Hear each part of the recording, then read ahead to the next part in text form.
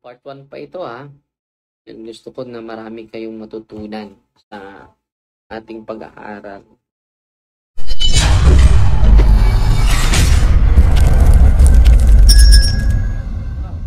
So ngayon, isi-series ko po itong isi-share ko sa inyo.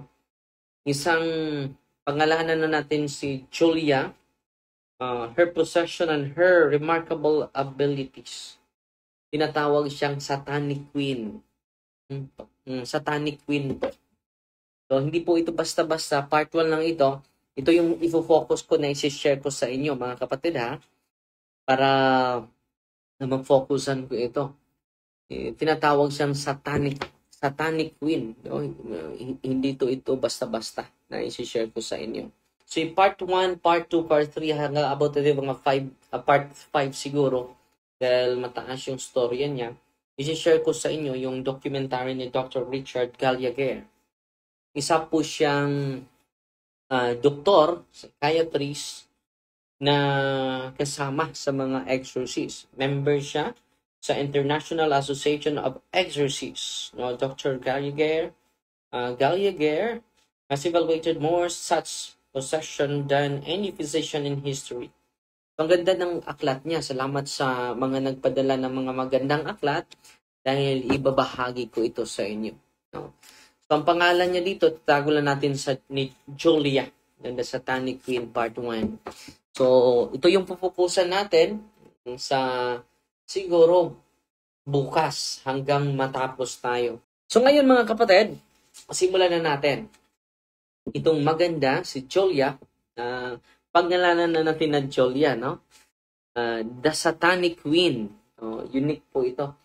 So, hindi tayo kailangan natin magbabasa ng mga magandang mga aklat para maging mas sharp pa yung ating para matulungan natin mabuti yung mga biktima na ini-entrust sa atin ng Panginoon. No? Yan ang isi-share ko din sa inyo. Ito po, her possession and her remarkable abilities. Hindi po ito basta-basta. She is Satanic Queen. Pangalanan lang natin na Julia. Okay? Sabi ni Doctor, dahil siya po yung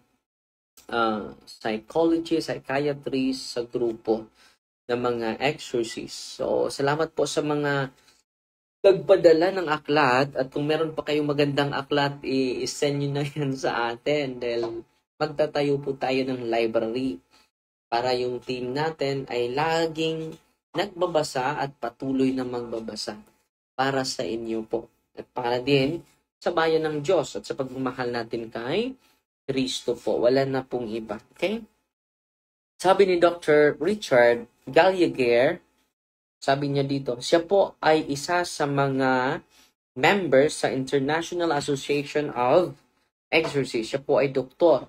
No?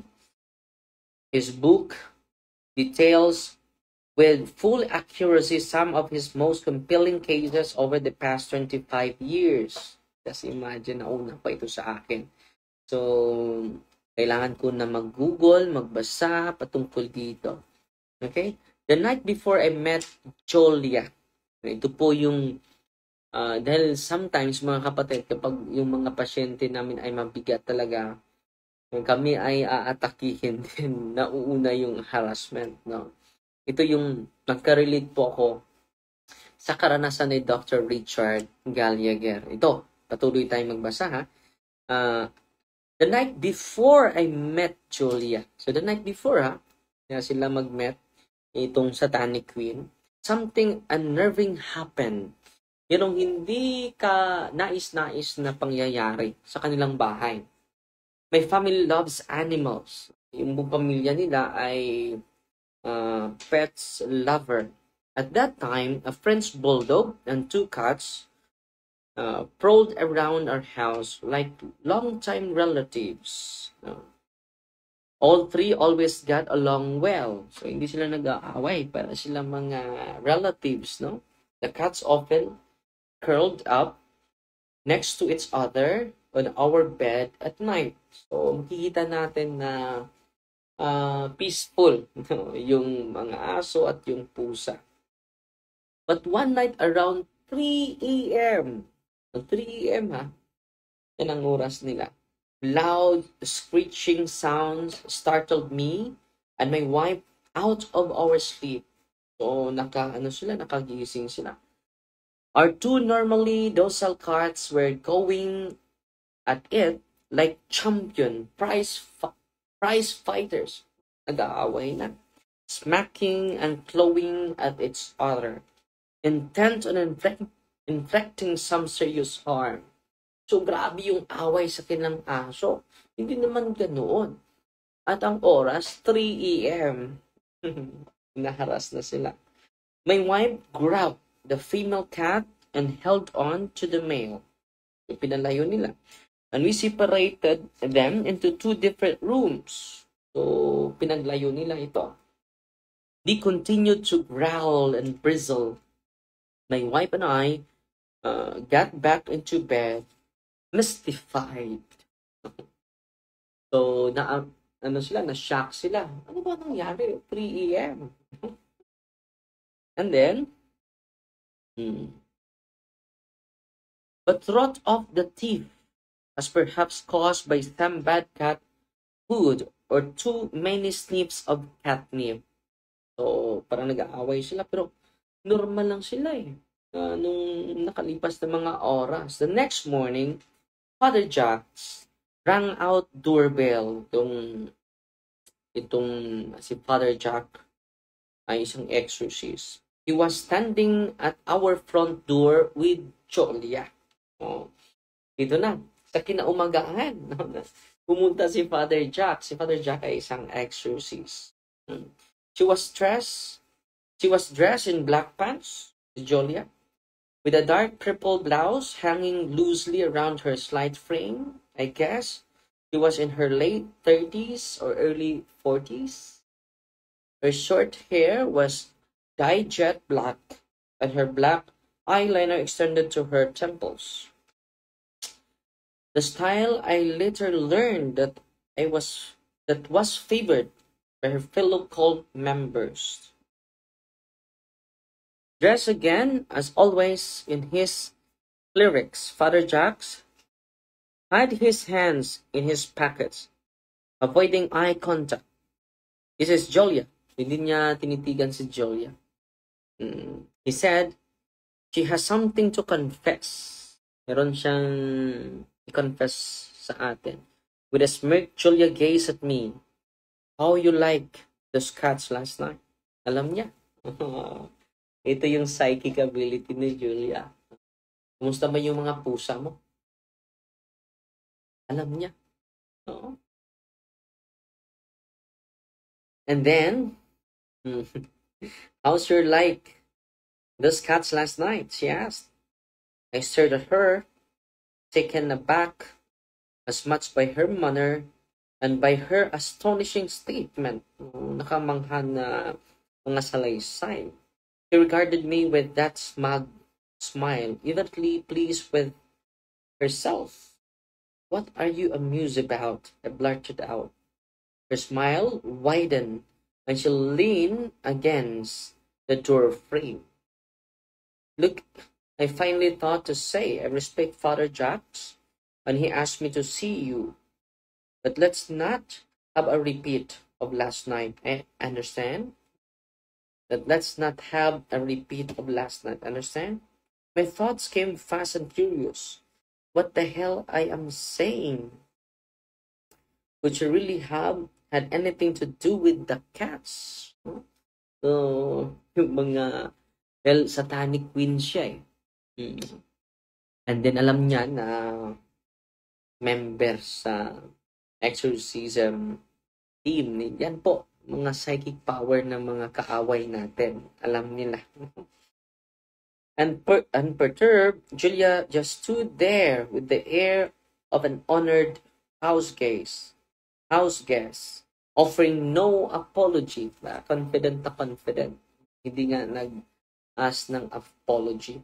For the rest of the day, I tried to collect my thoughts. What in God's name have I gotten into? This was the first time I had ever doubted or even questioned my involvement with Father Jacks. Dahil Hindi basta-basta talaga yung mga cases, ibang mga cases, mga kapatid. Katulad nito, mabigat po ito.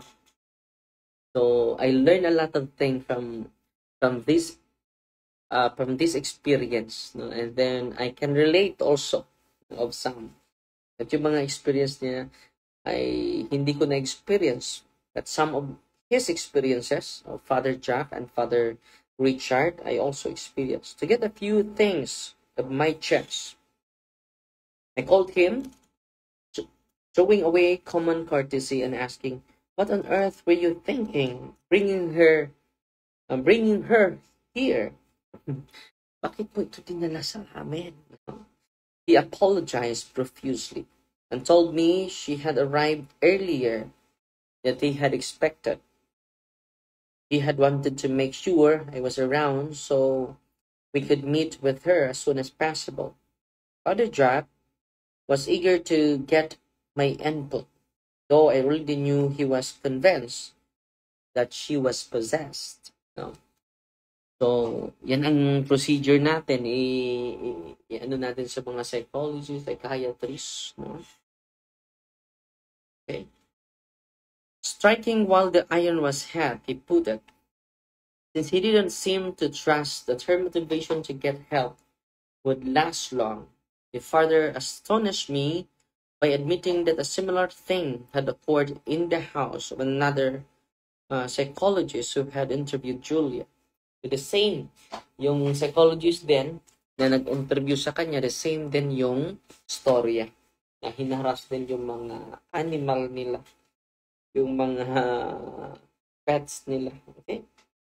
The man's wife subsequently forbade him from having anything else to do with that horrible woman after their crazed cat tore up their living room couch. Now you tell me, I said I felt annoyed and vivid. Father Jacks went on. She can be provocative, but she does seem to want our help. At least for now, she needs our help. Sooner the better, I think. Her cult doesn't want to let her go and will do anything to stop our continued exorcism. So pinipigilan siya sa mga kasamahan niya. So, yun ang nangyari mga kapatid.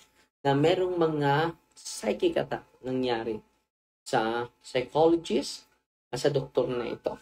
Na sinishare niya ngayon sa ating binabasa. According to Father Jacks, Julia was a truly exceptional case. Hindi ito basta-basta.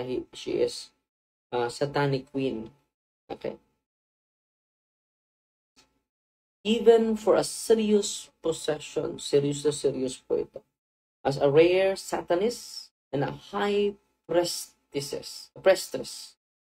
Siya po yung pinakamataas na babaeng pari of a satanic cult.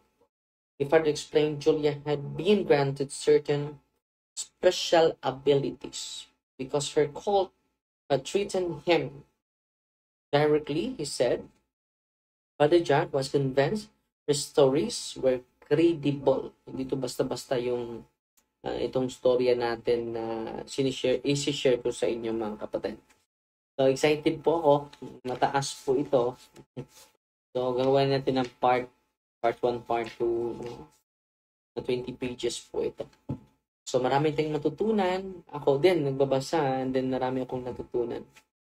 I agreed to see her at my office the next day. So, si Dr. Richard Gallagher gusto na nag-appoint na siya for interview. During the exorcism of most full possessions, the evil spirit may in its own or may be forced to manifest itself and display its remarkable preternatural powers even outside the exorcism. So, kahit hindi during exorcism mga kapatid, pwede before or even outside the exorcism are critical to diagnostic process. Victims and their periodic possessed trances frequently display at least some of the classic signs of their state. Evil spirits may speak foreign languages, show supernormal strength, reveal hidden knowledge, that is, display an awareness of matters You have no natural way of knowing, akin to what psychics claim to be able to do. Of course, it is the demon who has such powers, not the victim. So, hindi yan kapangyarihan sa biktima, kundi kapangyarihan yan sa demonyo. Alam niya yung mga hidden knowledge, alam niya yung different languages, kahit hindi siya nag-aaral. In a possession, the demonstration of these paranormal abilities is precisely what proves that the foreign evil spirit is present and in control sa buhay ni Julia, the satanic queen. Despite occasional protestation by so-called parapsychologists and spiritualists, human beings of their own have none of these powers. Wala po tayo sa limited lang po tayo. The Father Jacques explained to me that the powerful diaboless like Julia was explicitly committed herself to Satan. Explicitly. Nakicommunicate siya sa demonyo who worships him. So, ito, hindi to basta-basta. Meron din tayong pasyente na satanista po. Pero hindi pa po siya sa level ni Julia. Ordinary member lang po siya. No? Ito po ay high priestess. No? Katuloy.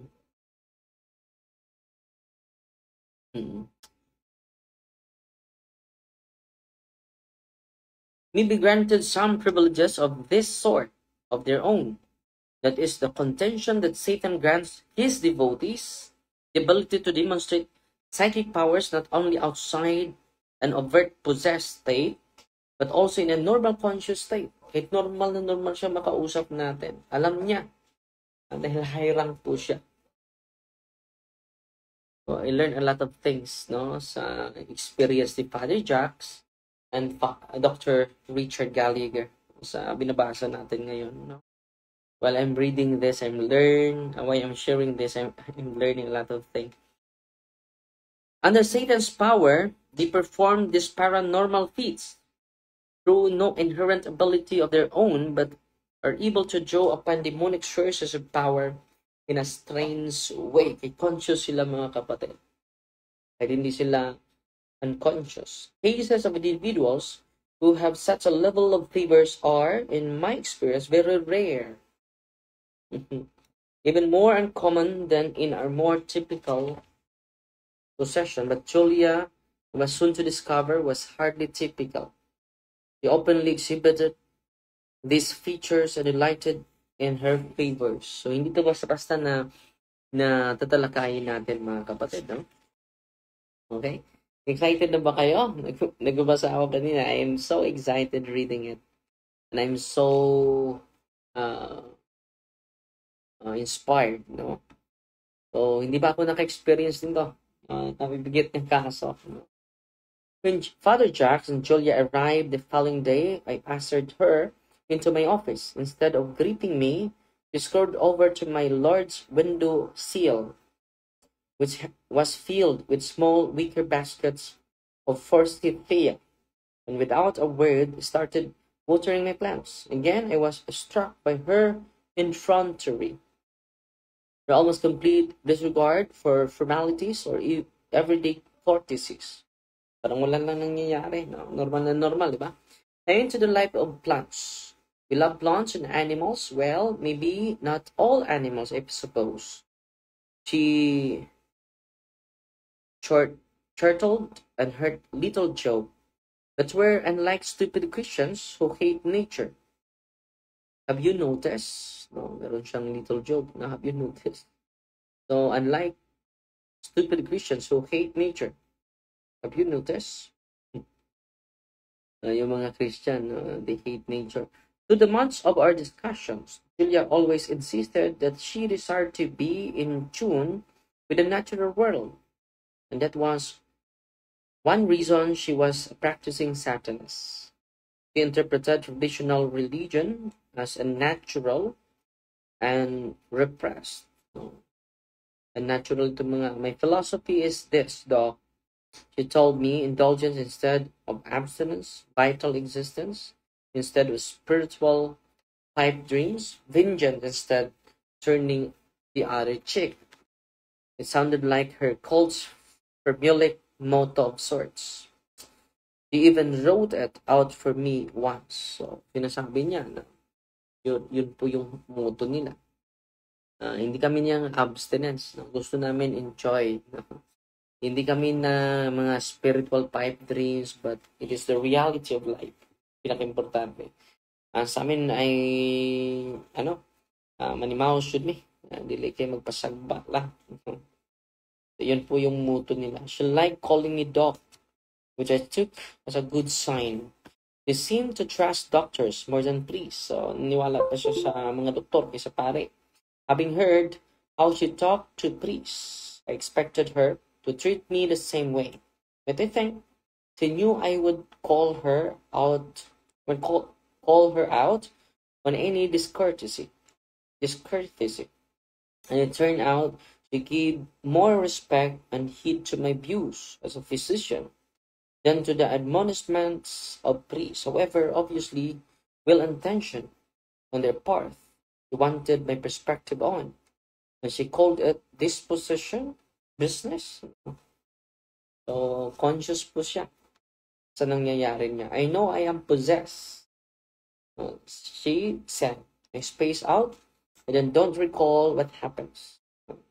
Alam ko na maraming demonyo sa akin, pero huwag niyo nang i-recall anong mangyayari. They tell me a voice comes out of me. I don't know. I don't remember anything. It's a demon. Alam talaga niya, no? I'm sure it's not Satan. He doesn't bother himself with small things like that. It comes from him. Everything is under his control. I've long followed the master. I have long followed the master and done everything he wants for years. Matagal na sila nagsasama. I was struck by the calm and rational way Julia talked about her condition.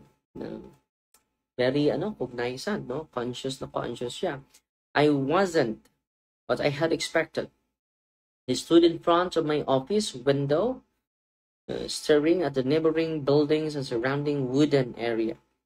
I chosen this office especially for this view. I regularly took in the scene. In much the same way Julia seemed to be enjoying it. If I hadn't known what she was enduring within her spirit, I easily could have mistaken her for one of my useful patients. She struck me as intelligent and in firm control of her emotion. She did not seem to me the unbalanced or limited person I have been suspecting. So, matalino talaga ito. I decided to dig a little deeper, hoping she would reveal to me some crucial detail about her story that would allow me to gain a better understanding of her situation and her mental state. Why do you think you became possessed? I asked. She claimed not to have a clue, which I found odd. Well, Satan is certainly in charge, so he must have his reasons. But I don't understand why, and no, I don't like it. Always unwise to oppose the devil, but I decided to seek help. The cult would hate that, too. So I told them I would infiltrate the church and get any priest I met in trouble. So, iba talaga yung pakay nila, no? So, alam niya na ang demonyo talaga nasa likod, nasa mga ginawa niya. So, he must have his reasons. Alam ng demonyo yung rason, but I don't understand why. I know I don't like it. Kahit hindi ko nagustuhan. It always unwise to oppose the devil. Wala tayong magagawa kapag mag-oppose tayo sa ating kaaway. Yan ang sabi niya. Dahil gusto niya ng tulong, no? At yung demonyo ang tumutulong sa kanya, open yung psychic power niya. Okay?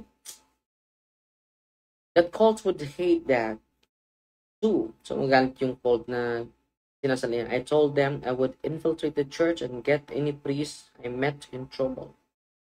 So, isa sa mga mission nila ay to infiltrate the church. At yung mga pari ay naging trouble. O lalabas ba? I assume they believe me. But I'm leery and afraid they'll turn on me. But I just sense I have to get rid of this possession. So, hindi na po na gusto itong demonyo o possession na nangyari sa akin. I heard only priests or ministers can help me.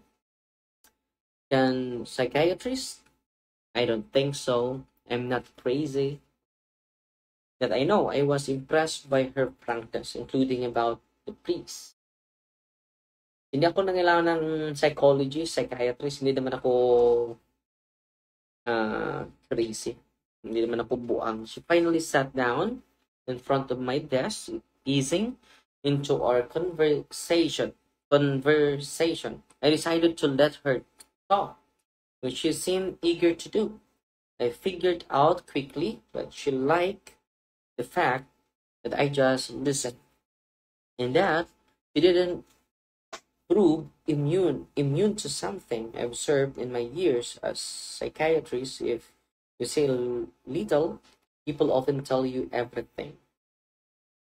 If you say little, people often tell you everything. Plus, she knew that I was taking her seriously, not charging her a fee, and not automatically assuming she was mentally disturbed and posing for a hospitalization. So, nakikinig lang yung doktor, no? Sabi niya dito, if you say little, people often tell you everything.